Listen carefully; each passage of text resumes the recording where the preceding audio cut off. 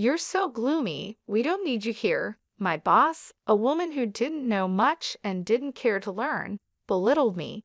I sighed, looking at her smug face. Well then, I quit, I said, and left the company. Months later, I ran into that awful woman again. Did you ever find a company that would hire someone as useless as you? She mocked. Yes, actually, your major client, I replied. Her face went pale as she realized what I meant. My name is Scott Ritter, and I'm a salesman at a food and beverage company. I'm over 43 years old and work in sales, but in a different way. I don't go out for client visits. I just work on the computer at my desk by the window. Good morning, Scott. Good morning, Paul. Scott, we're going out for drinks after work today. Would you like to join us? Thank you for the invite, but I have other plans. Got it. I didn't talk much with other employees and spent most of my time in front of the computer. Everyone else was younger, which partly explained why I didn't fit in with their conversations. Scott always dresses so neatly right. His clothes are always ironed perfectly, and his shirts are crisp. And he smells good too. It's not perfume, maybe fabric softener. I wonder what brand he uses. I noticed them glancing my way and chatting a few times, but I never asked what they were talking about. I just kept working. Time to clock out already. Good work today. Yes, good work today. Scott always leaves right on time, so we know when it's time to go. In a way, he's like an alarm clock for us. I left work on time every day. Sometimes I had places to go after work, and sometimes I just went straight home. Would you like to join our company? Yes, thank you. I'd love to. I joined this company about 5 years ago. Before that, I worked at a different beverage company, but I was approached to join this one. I never stayed long at one company, moving around in the beverage industry. Scott, how have things been since you started? Fine, no major issues. Everything is going smoothly for now. That's good to hear. We have high hopes for your work. Thank you. It was a company executive who had approached me. He had heard about me and reached out. It seems this company often recruits from outside. Well, Scott, do you have a moment? Sure, I'm available. I wanted to ask you about sales strategies. If it's something I know, I'll send you the information you need. Thank you. I'll email you later. I'd like to learn more about Company D and a few other things, said Pamela. Got it, Scott. You're the same as always, she replied, understanding my usual straightforward approach. Just then, Michael approached as the younger colleagues were chatting with me. Michael Phelps is the only colleague close to my age in sales, and he's the one who brought me to this company. That's right, thanks for your help with that issue. I'll be counting on you again, I said. Got it. Also, the client wants to go out for drinks next time. Understood. Michael and I had known each other before joining this company, so we could communicate with just a few words. As the only other senior employee, he handled a lot of different tasks. Michael is attentive and single, which makes him quite popular. Let's keep up the good work today, he said, as we enjoyed another peaceful day in the sales department with no major issues. Nice to meet you. I'm Laura Sanko, and I'll be the new department head starting today. She introduced herself when she was transferred to our team. Laura came from a larger affiliated company, and it seemed she had more experience from her previous position. Is that so? Maybe it's a matter of power, someone commented. Who knows, but she's our boss now, so let's hope we can work well together. I sighed quietly as I observed Laura. She was wearing bright red clothes that didn't seem very professional, with heavy makeup and a strong perfume that reached my desk. Her attitude was confident and assertive. Listen to what I say. I'm in a higher position than you, she said, making her authority clear. The thought of her being the boss made me uneasy. Hey, who prepared this document? She asked. Yes, that was me. Read this document, and the client you're handling will now be my responsibility. Am I really changing this now? What's wrong with this document? Figure it out yourself. Look, it's easier to read this way, but in our company, We usually just do as I say, she insisted, making sure everyone in the sales department followed her lead because of her background in a big corporation. She's really the worst. She's all friendly with the young men and Michael, but she's tough on us women, a colleague whispered. I'm just trying to stay out of her way, I replied. It's tough, but let's support each other and get through this. Everyone followed her instructions reluctantly to avoid unnecessary trouble. Sighing, Michael asked, "What's wrong?" "It's about Laura, our manager, as he invited me out for drinks on a rare day off." He sighed heavily, looking genuinely troubled. "Laura has been really on my case lately. Every day she's asking me out." "I see, I get it," I replied, understanding his situation. It seemed she often invited him out for drinks or meals. Michael looks young for his age, so Laura didn't seem to mind the age difference. He's not comfortable with romantic relationships and has his own reasons for staying single, so being pursued like this was a real burden for him. When I talk to female colleagues, Laura scolds them. That's troublesome. Exactly. Michael agreed, clearly struggling with Laura's behavior too. He sighed wearily. Upper management isn't much help either. Yeah, I tried talking to them once, and they were pretty indifferent about it. It's really affecting me. The whole atmosphere in the sales department has changed. Who knows what will happen next? As expected, the sales department went from being peaceful to tense. Everyone was trying not to get on Laura's bad side. "Hey, you," she called out. "Yes. Don't just sit at your computer all day.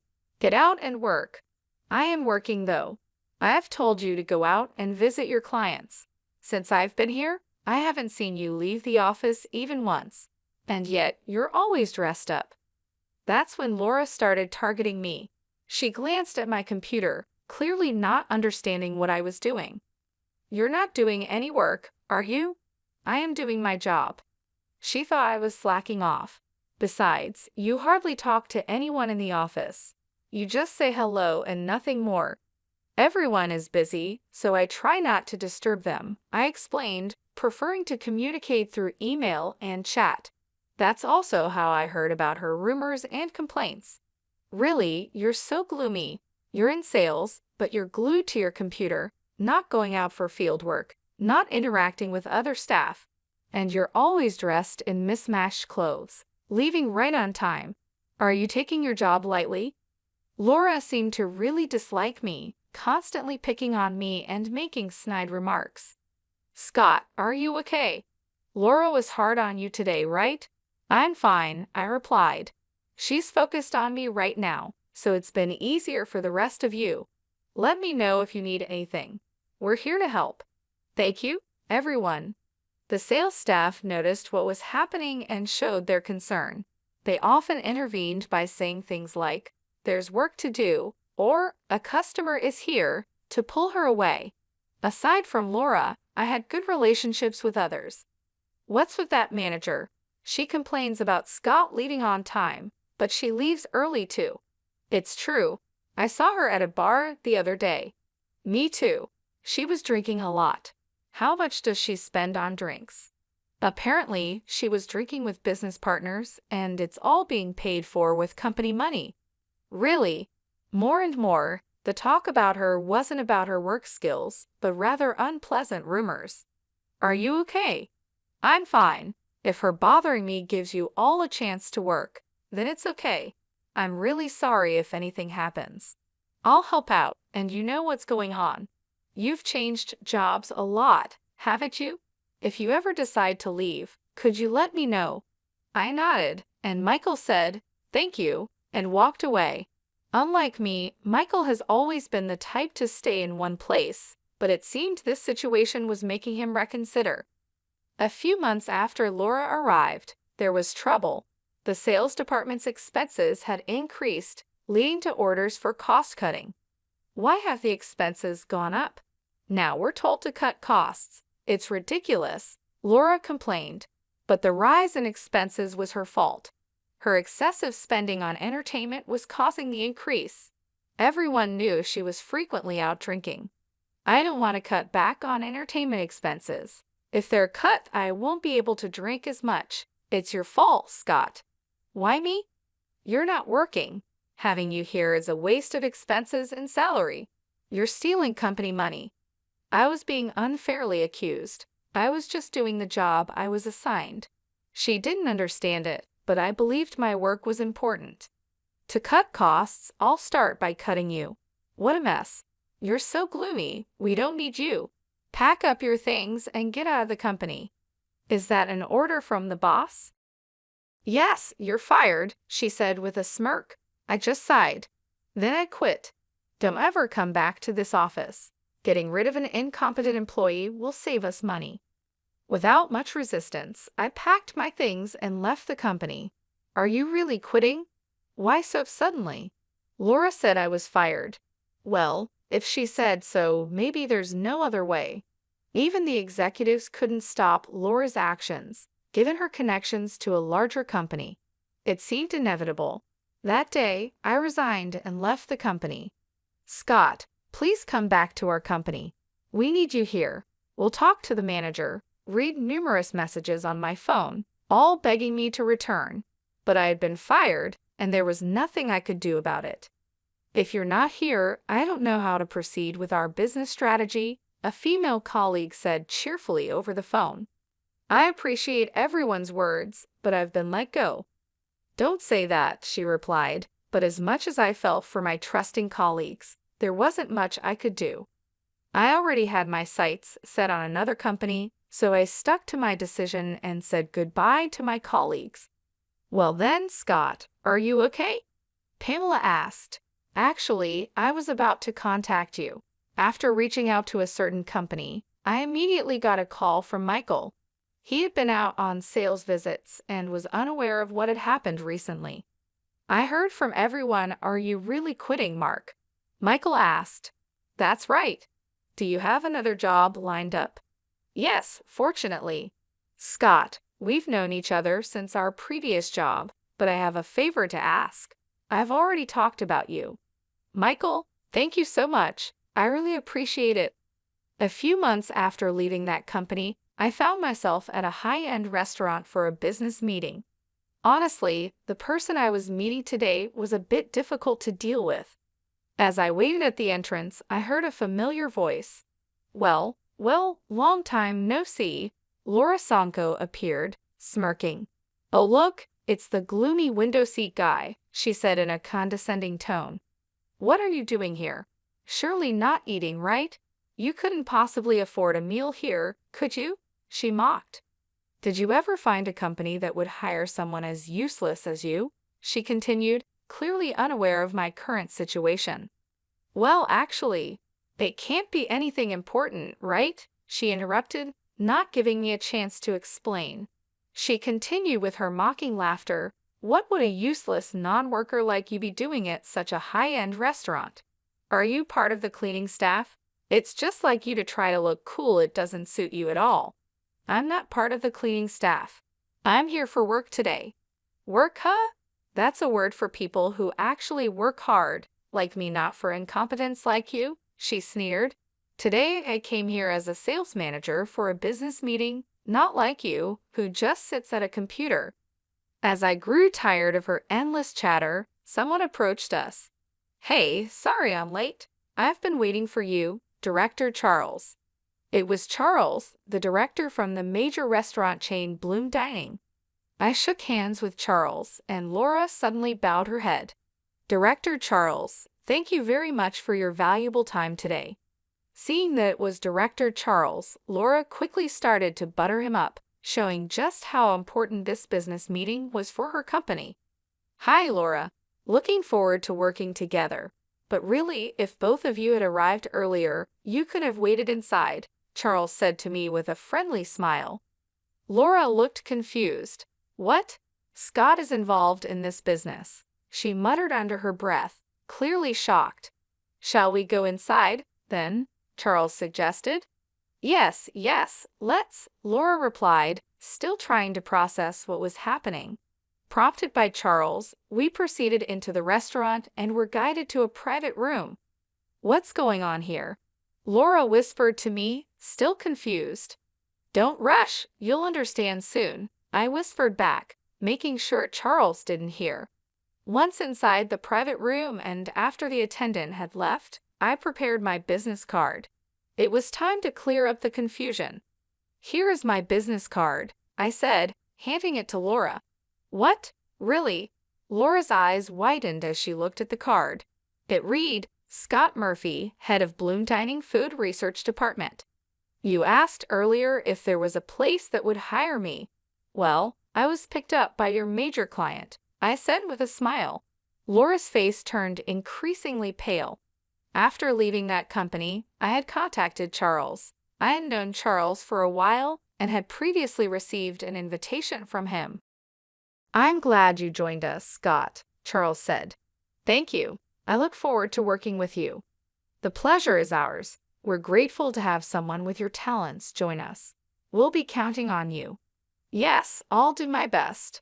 So I joined Bloom Dining and took on the responsibilities entrusted to me. Just like at my previous company, my work was recognized, leading to a smooth promotion to my current position as the head of the department. Is that really possible? Laura mumbled, still in disbelief. Is something the matter? I asked. No, it's nothing, she replied, shaking her head with a pale face. She couldn't believe that the person she had deemed incompetent and fired had now become the head of a department in a major corporation. It can't be right. You are the incompetent, gloomy one. Laura was stunned. What am I supposed to do now? She whispered to herself. The reality that her business negotiation partner was someone she had ridiculed and treated poorly, and the fact that her company was now in a weaker position, seemed to overwhelm her. It was a complete reversal of our previous situation when she had fired me. Now, it was time to see her skills in business. So well, she stammered. How are things going with this matter? Charles asked. Laura seemed unable to deliver her usual smooth sales pitch, glancing at me often, still shocked by the earlier revelation. Eventually, she left the meeting in disarray. Did you know Laura?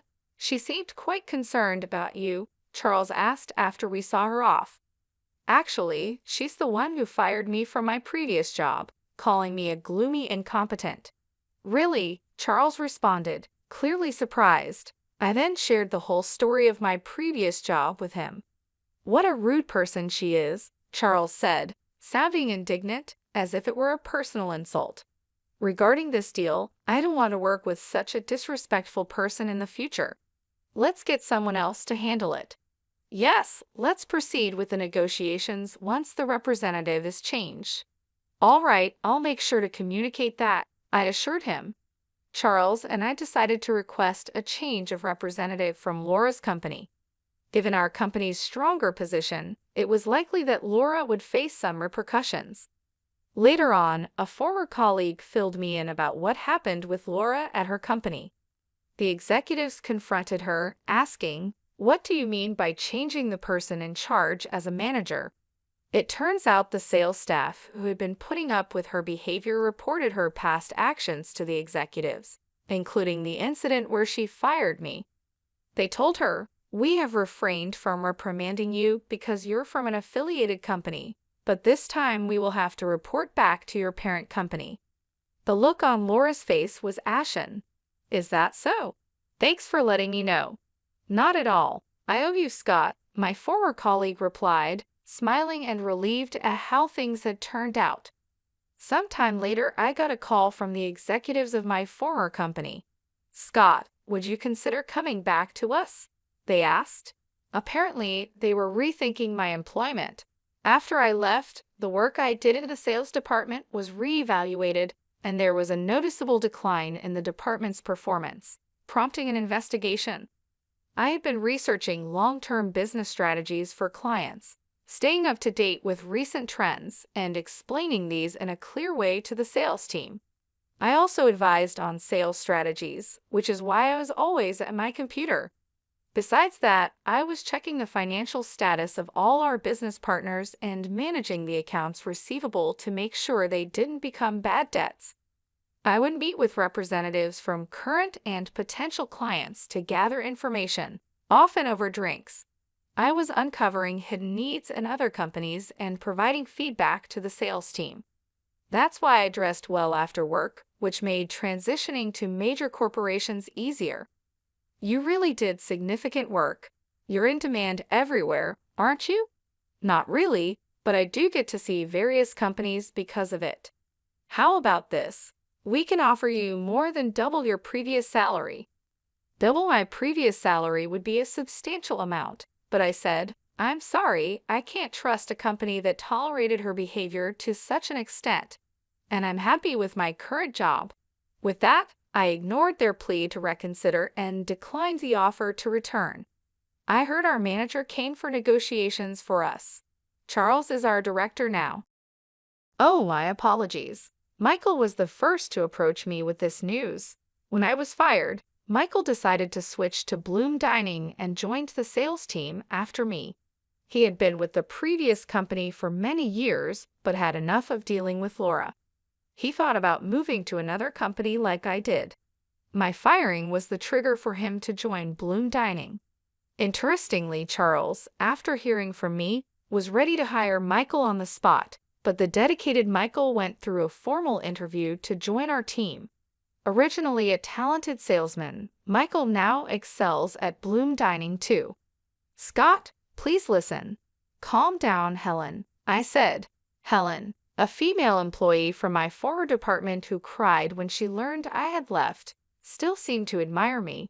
I've been assigned the research tasks you used to handle. Can you teach me? Really? Taking over the tasks from a company I left is, please, I really want to improve our sales. Despite my hesitation, I was moved by Helen's eagerness and decided to teach her. So this is how it works. Yes, that's how it works. Our relationship resembled that of a teacher and student due to the age difference. We're really like teacher and student. Yes, it would be something like this if I had a student. Thank you, Professor. Teach me too, Professor.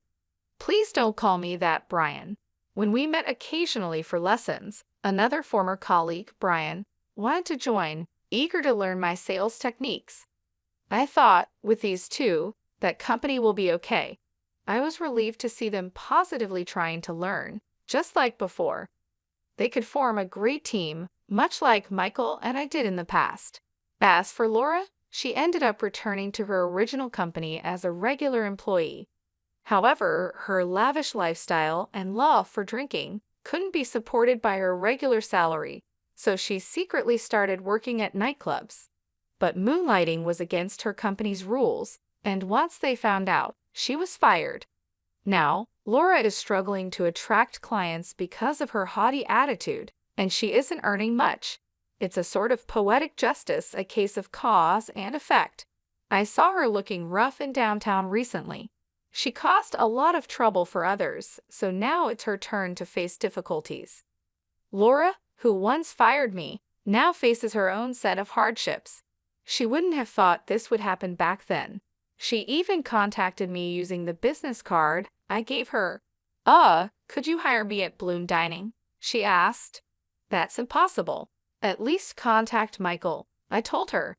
She contacted me too many times and was becoming a nuisance, so I passed her messages to Michael. He replied, I'm sorry, but I'm not interested in people like you, and frankly, I dislike you. Please don't contact me or my colleagues in the future. To be honest, I don't want to hear from you again. Michael clearly refused her, and after she kept trying to reach out to him, Michael contacted his lawyer. She was then placed under a restraining order and could no longer approach him.